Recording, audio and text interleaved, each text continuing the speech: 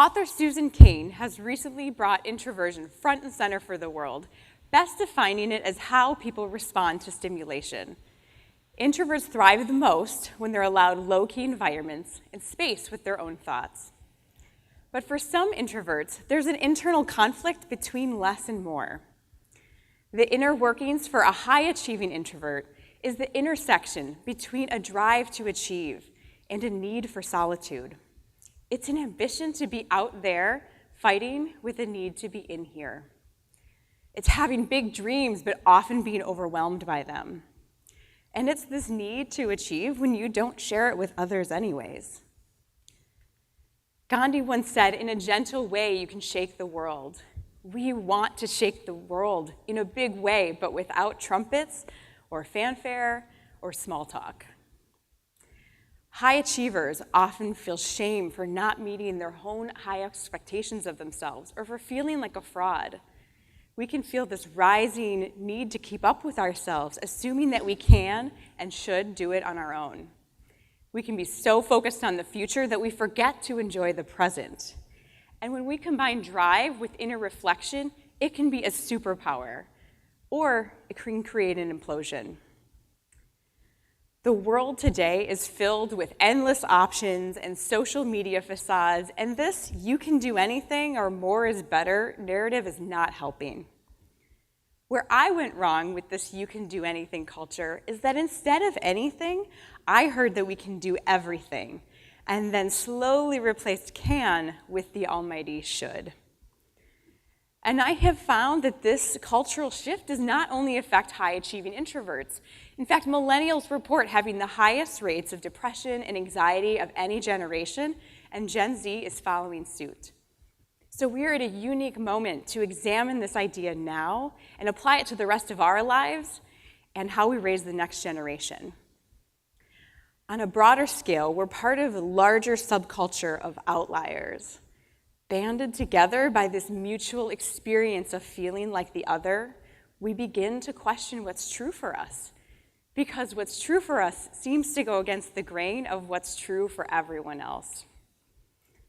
You, me, we all have inner critic voices that tell us we aren't enough. They tell us to sit down and play small. For an introvert, we may have a whole internal board of directors having this discussion at length. And for those addicted to achievement, this is where perfectionism breeds and where nothing is ever enough.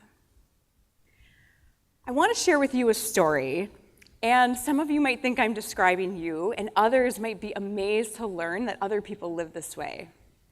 It took me 34 years to realize that not everyone sees the world the same way. I grew up as an honor roll kid, a total overachiever that had to give it 150% and do it myself if I wanted it to meet my standards. My drive, my intrinsic motivation always served me well at whatever I was doing. As an adult, I climbed the corporate ladder and got the big jobs, and despite my success, I felt misunderstood and drained. I always had unrealistic expectations for myself, and this weight became heavier over time. I have always been a high-achieving introvert. Last year, I started my own company, and this drive that has always gotten me where I was going finally came to a tipping point. For the first time, I was my own boss. I was the only person laying out the expectations when the weight started to feel unbearable. It was the same weight I had always felt but managed to tolerate or ignore, but now it was getting heavier. And then one day, it came to me.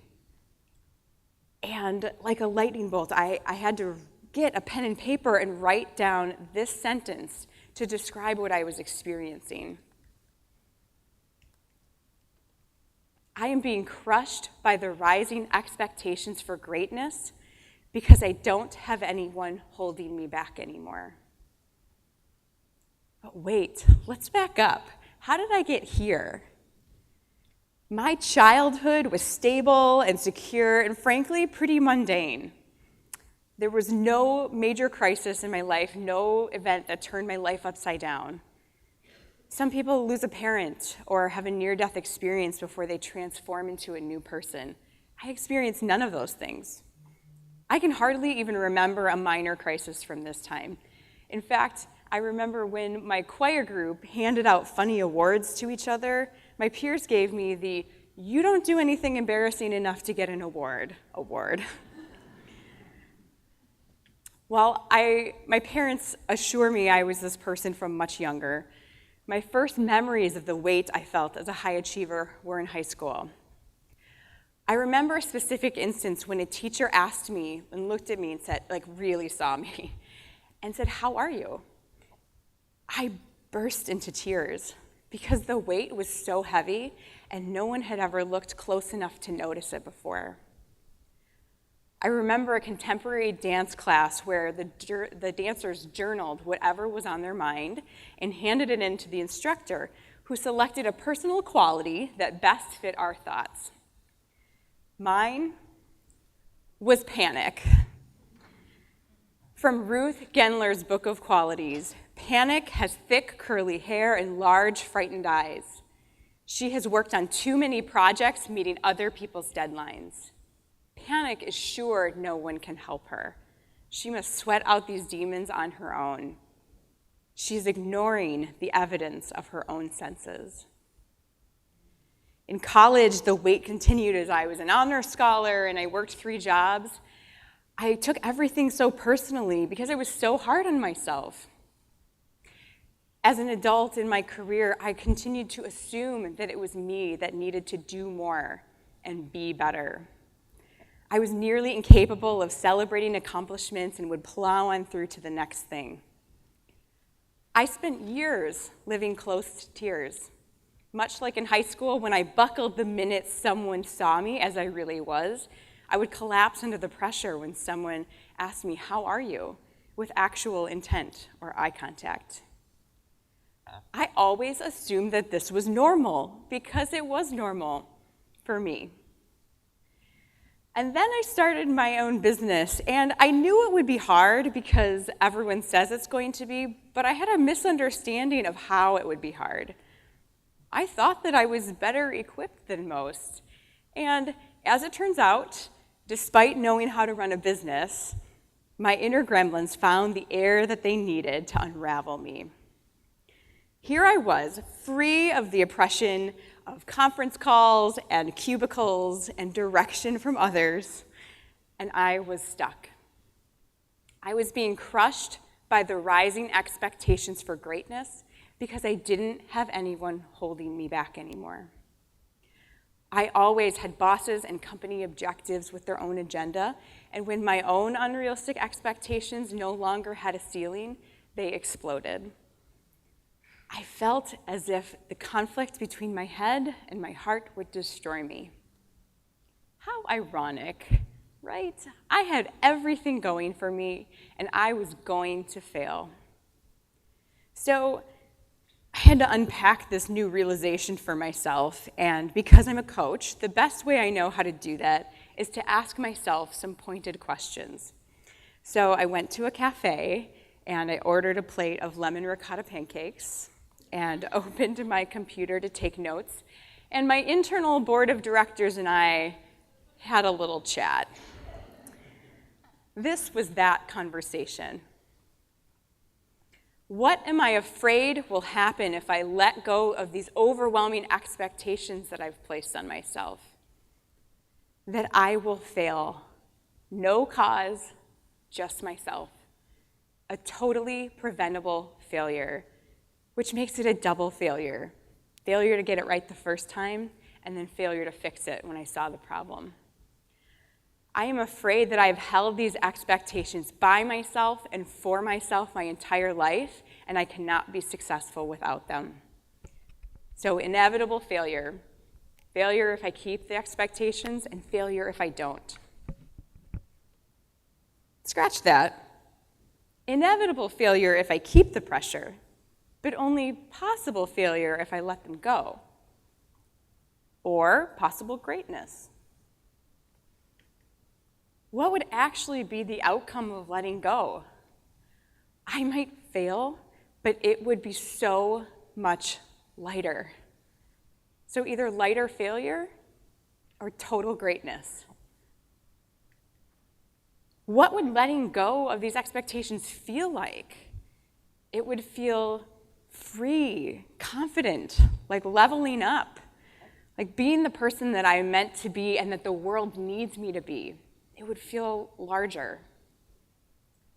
I reflect back on my answers. I think possible greatness. How would I know when I reached possible greatness or total greatness? Next question. What is my definition of success? I do not know the answer to this. This is the hardest question of all. The world needs people who will listen and feel and create change for the better of humanity. I think I can alter the course of the world. Success would be creating something that alters the course of the world for the better. What would I need to do to achieve it? Well, faith in myself, like utter belief without factual backup. I would need to live on purpose, and I would need to walk the talk. This list, it feels overwhelming. I have a lot to do to live into the definition of success. The waitress comes by and refills my coffee cup with as little interruption as possible, as if she knows that I need a minute. What would I have to give up or stop doing? Well, the fear, obviously. Stuff that isn't a hell yes. Being awkward around other humans. Probably some judgment about the previous 3 bullet points. And being attached to the outcome. And yet this list feels more challenging than the first one. What steps could I take to unburden myself from these intense pressures when I feel them? I could act like a scientist who is not attached to the outcome of the experiment. I could practice bold moves like living on purpose and overcoming fear. I could practice a higher hell yes threshold. I feel like I'm trying to dig a tunnel to China with a kid-sized garden trowel. Like big problems with the tiniest solutions. Could this possibly be all that it takes? The answer was yes. It is disarming to realize that the rules you've lived your life by are wrong. I felt like my whole life was a lie, and I had to ask myself what was true for me because my compass felt broken. I always assumed that I was successful because of the weight, not in spite of it. But what would it be like to be a high achiever without the weight? It would feel easy and free and without fear of what ifs. But could I be successful without it? I had lived my whole life thinking that it was the one thing that helped me be successful, when in reality, perhaps it was the one thing holding me back from my true greatness. If I could go back in time, what would I have wanted to know? What do I wish someone would have told me? Not that I would have listened. I would have wanted to know that it was enough, that I was enough. I would have wanted to know that my value was not dependent on what I accomplished, that the fear of failure was inevitably worse than the actual failure, and that failure guards the door to success. I have taken some critical, tangible steps to remain close to this new mindset. I read and reread the answers to my questions to get used to this new mindset. I wrote, "I am enough" on my bathroom mirror, and I saw it every day. I adjusted my to-do list and took off anything that was just a have to instead of a hell yes. I allowed myself the permission to live without fear of what ifs for 90 days. Anytime I felt the pressure and the fear, I replaced it with a new thought that honored the present. I began to do things that were out of my comfort zone, like more impromptu speaking or riding a bike for the first time in 15 years. I started acting as if the things that I really wanted were already happening, and you know what? They did. Once I started to honor this new mindset and act accordingly, what was inevitable failure faded away and made room for total greatness and alignment with what really mattered the most to me. What I've learned in these crucible moments is how I can choose my future. I now choose to do less stuff and play bigger, to focus on my passions and be really good at them. Once I realized failure wouldn't slow me down, it didn't. And although I will always have inner critics and I will always want to achieve great things, I now know that my value is not dependent on how much I accomplished. In fact, I now find more value in the journey, in the attempt, in the experience. And I know that's all part of my curriculum to learn. It starts with awareness. For your own internal board of directors to discuss, I'll leave you with 3 questions. What is your definition of success? How do you detach yourself from the outcome? And what are you so afraid of? So to you, my friends, I invite you to dig deep and find the answers. Thank you.